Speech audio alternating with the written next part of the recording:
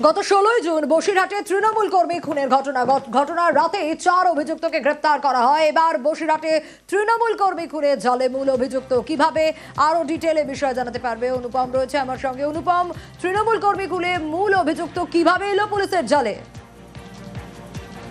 দেখো সোনিয়া, এই যে বসিরহাটের 1 নম্বর ব্লকের গোঠরা পঞ্চায়েতের ঘোনা এলাকায় গত 16 জুন রাতে তৃণমূল কর্মী আনোয়ার হোসেন গাজীকে কুপিয়ে খুন করা হয় এবং মৃত্যু নিশ্চিত করতে তাকে গুলিও করা হয়।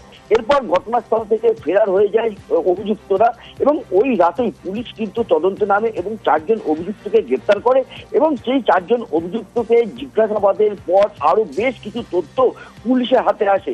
সেই তথ্য অনুযায়ী পুলিশ কিন্তু তদন্তে নেমে ব্যাঙ্গালোর থেকে এই যে গফুর শেখ নামে মূল যে অভিযুক্ত, মূল যে চক্রী, তাকে গ্রেপ্তার করেছে। তাকে আজকে 10 দিনের পুলিশি হেফাজত চেয়ে আজকে তাকে বসিরহাট মহকুমা আদালতে পাঠিয়েছে এবং পুলিশি সূত্রে আমরা যেটা জানতে পেরেছি আরো বেশ কয়েকজন এর সঙ্গে জড়িয়ে আছে, যাদেরকেও পুলিশ খুঁজছে এবং অবিলম্বেই তাদেরকেও গ্রেপ্তার করা হবে বলে